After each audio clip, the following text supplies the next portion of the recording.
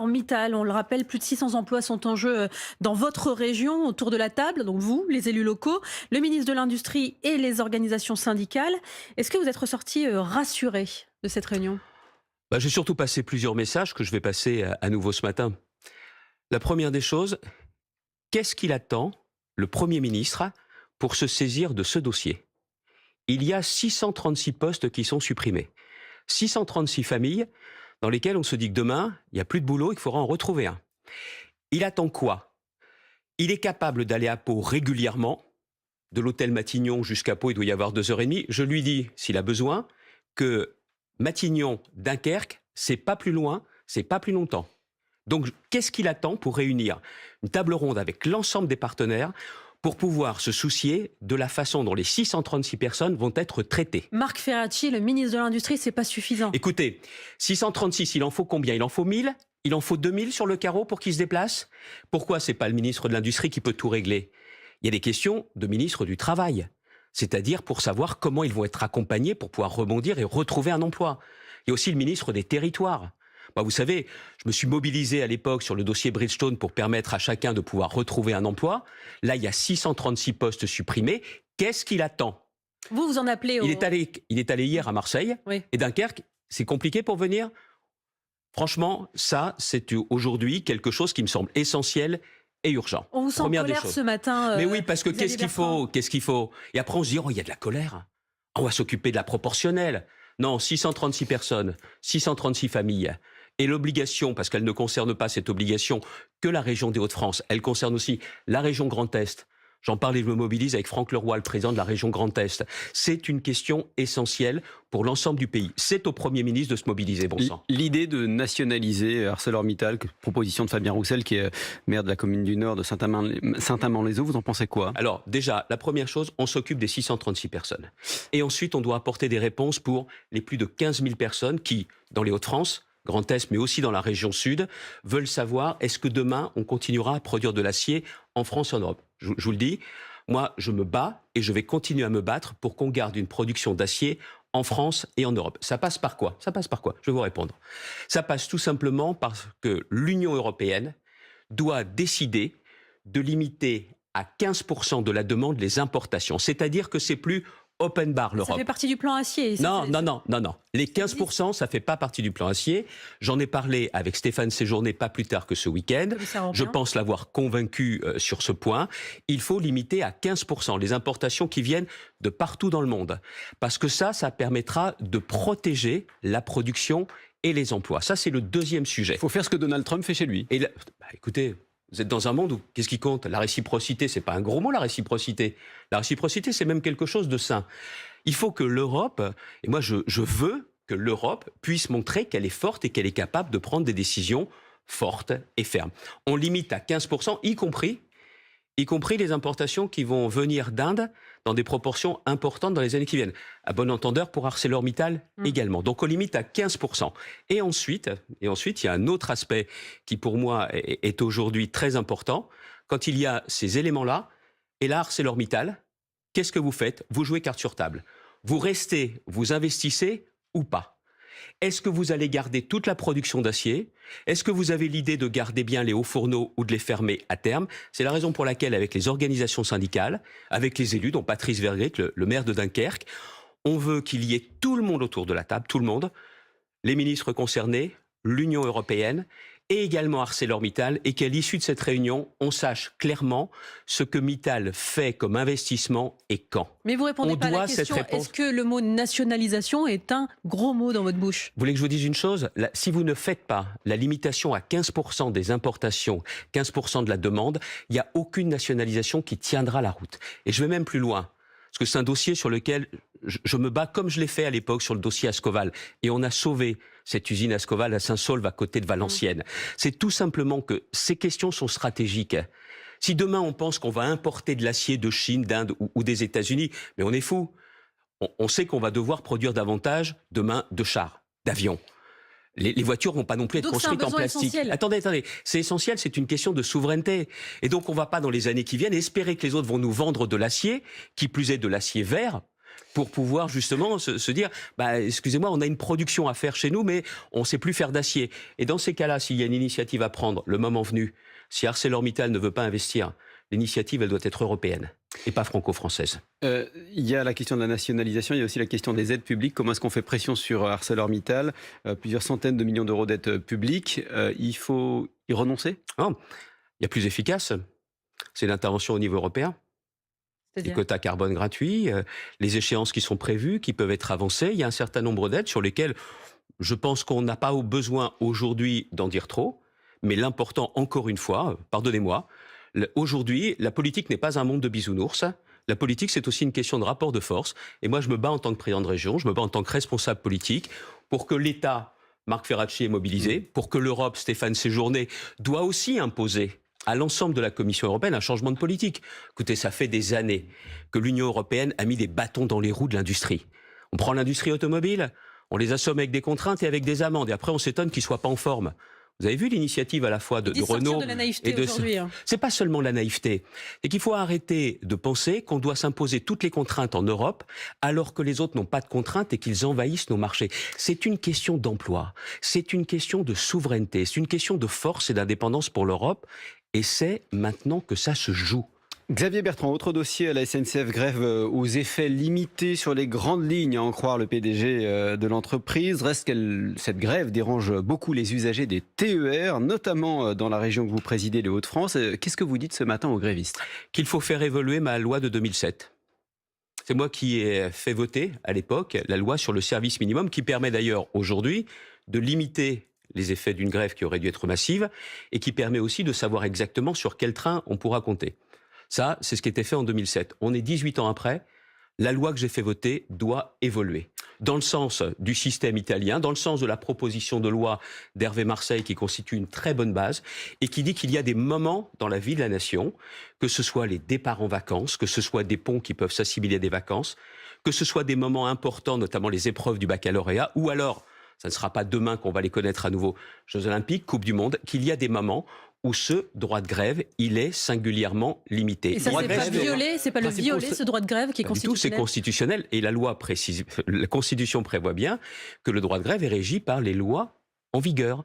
Donc c'est à la loi de le faire, mais il faut aujourd'hui faire évoluer. Je suis d'autant mieux placé que c'est moi qui l'ai fait voter à l'époque, et aujourd'hui, une loi n'est pas immuable, elle doit forcément évoluer. Et je vais même plus loin sur cette question du droit de grève. C'est que pourquoi aujourd'hui les grévistes décident de faire à ces moments précis ? Parce qu'avec la loi sur le service minimum, et notamment le télétravail pour beaucoup de salariés, elles n'ont plus le même impact en semaine. Et donc ils font exprès de s'en prendre aux possibilités de loisirs des Français, aux possibilités justement de se déplacer au moment important, comme notamment les passages de l'épreuve. Oui, pour que ça ait l'impact. Oui, d'accord, que ça ait de l'impact. C'est le but de la grève. Hein. Oui, mais on pense aussi aux usagers. La liberté de circulation, c'est aussi un principe constitutionnel. Donc si vous voulez qu'il y ait un équilibre, je demande et je souhaite pour ma part que l'on fasse évoluer la loi que j'ai portée à l'époque. À propos des transports, le patron de la SNCF, Jean-Pierre Farandou, qui va partir dans quelques semaines, se lâche ces jours-ci. Faute d'investissement, disait-il hier chez nos confrères de France Inter, le transport ferroviaire est en voie de paupérisation. Il donne à peine 13 sur 20 à nos infrastructures ferroviaires. On rappelle que c'est l'échelon régional, notamment, qui est en charge des transports régionaux. Vous avez donc une responsabilité dans la dégradation du matériel ? Alors on va remettre les pendules à l'heure. Moi, je fais chaque année un chèque à la SNCF pour faire circuler les trains. Les infrastructures, c'est qui ? C'est l'État. C'est l'État. Je ne suis pas du genre à me planquer derrière mon petit doigt. Quand j'ai des responsabilités, je les assume. Mais les infrastructures, c'est l'État. Et c'est normal. C'est SNCF Réseau. L'État, il n'a plus d'argent. Hein. Oui, d'accord, mais enfin, et quoi moi, François Bayrou disait avant-hier, il faut plus de 100 milliards. Il faut des dizaines de milliards pour ce système de transport à bout de souffle. Il y avait le rail et les autoroutes, et les routes, pardon, disait-il.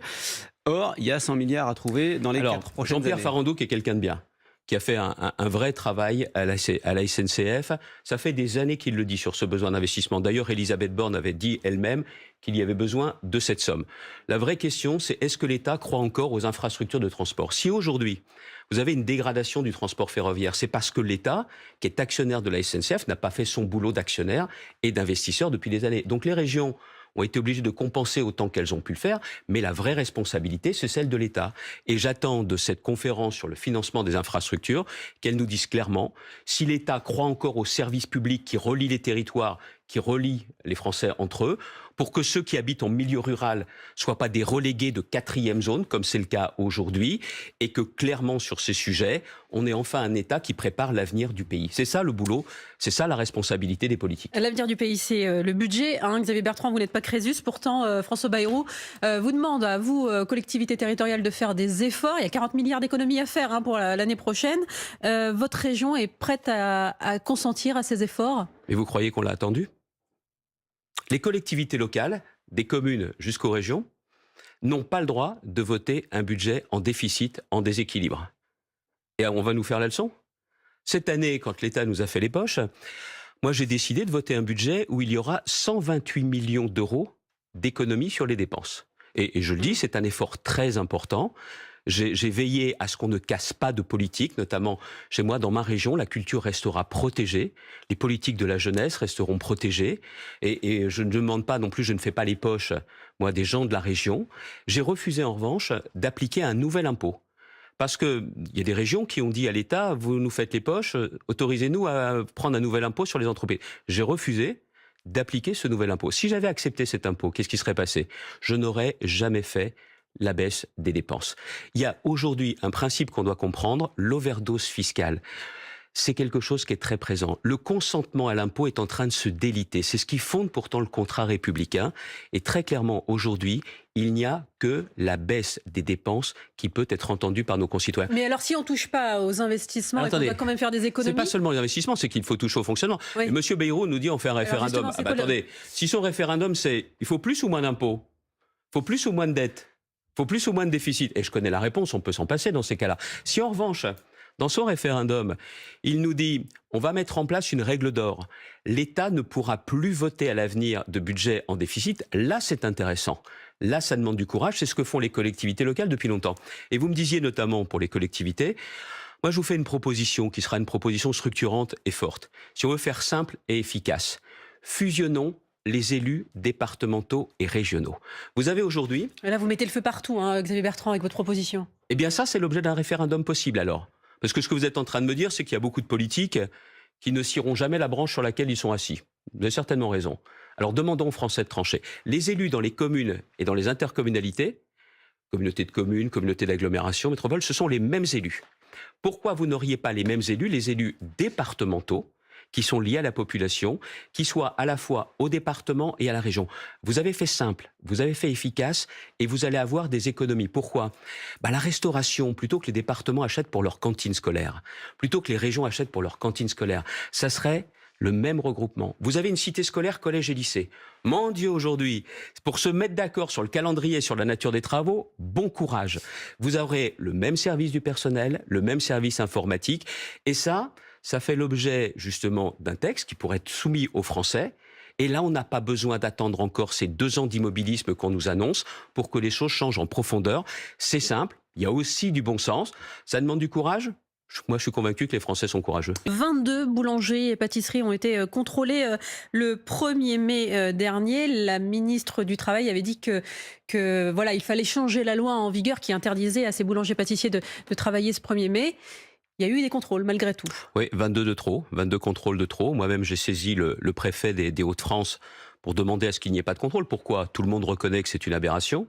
Il y a des gens qui veulent travailler, il y a des salariés qui, en plus, ce jour-là, voudraient être payés davantage, payés double, et on leur interdit de le faire. Alors, on en prend conscience. Hervé Marseille, encore lui, au Sénat, a déposé une proposition de loi pour que ça change. N'attendons pas que ça change.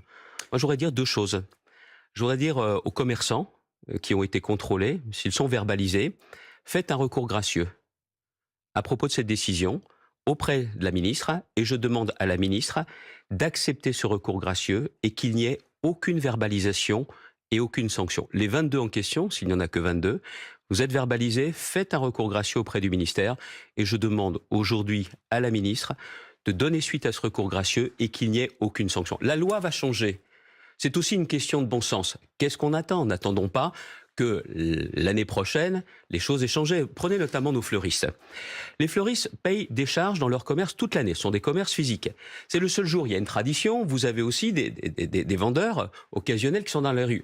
Et eux, fleuristes, qui payent des charges toute l'année, sont obligés de fermer. Allons, un peu de bon sens en politique, ça fait du bien. Xavier Bertrand, vous avez été auditionné hier par la commission d'enquête parlementaire sur les violences dans les établissements scolaires, publics et privés, à propos notamment du lycée privé musulman Averroès de Lille, dans votre région. Ce lycée qui a perdu son contrat d'association avec l'État après une décision de la préfecture du Nord, mais le tribunal administratif a décidé de rétablir ce contrat.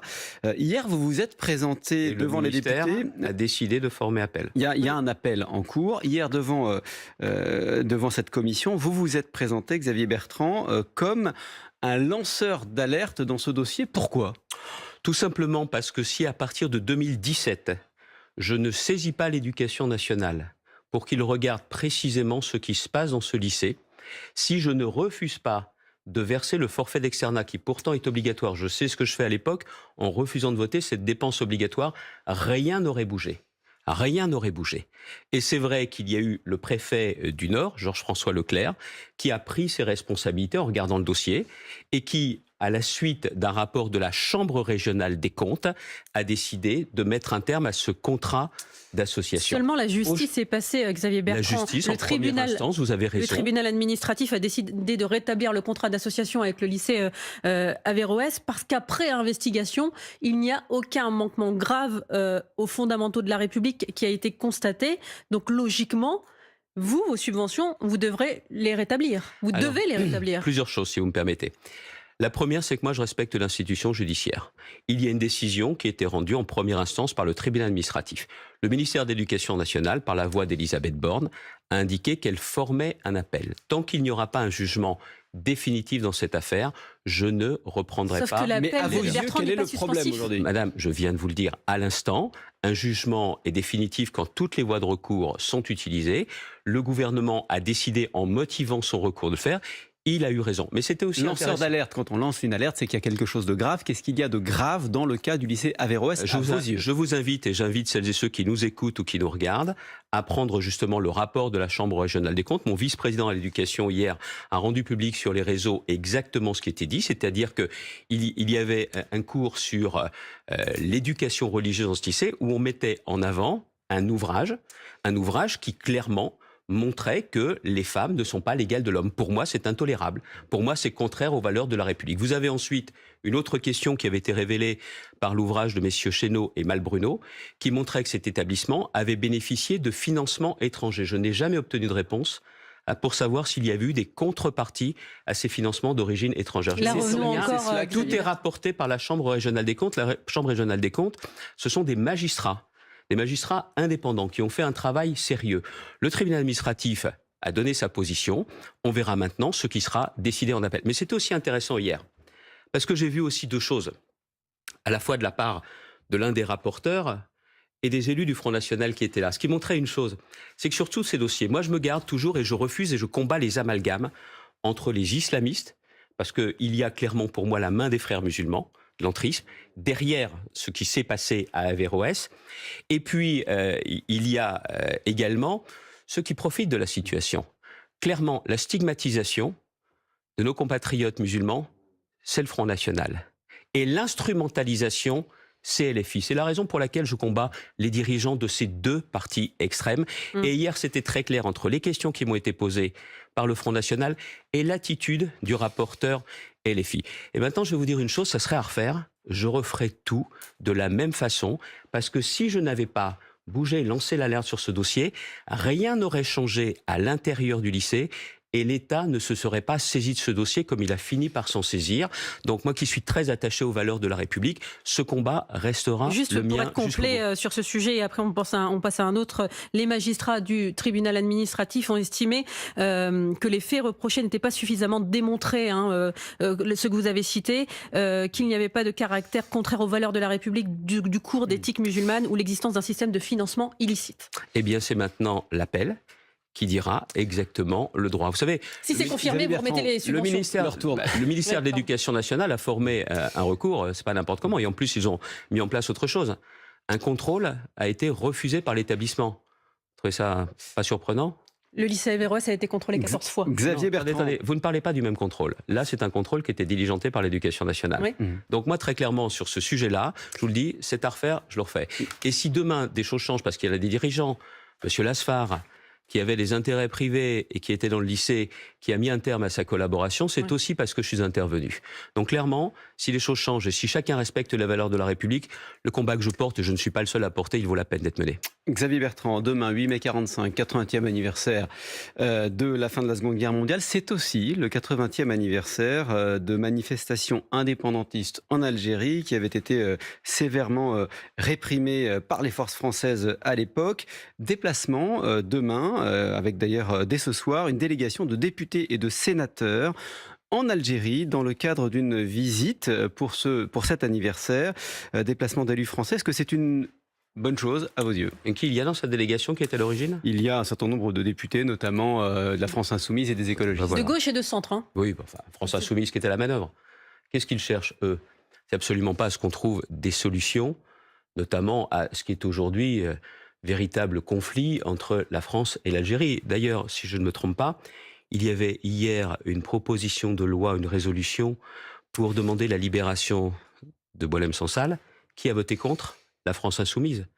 Non mais qui a voté contre la France Insoumise? On parle de quelqu'un, d'un écrivain qui symbolise la liberté d'expression, qui est aujourd'hui hospitalisé, qui a été condamné.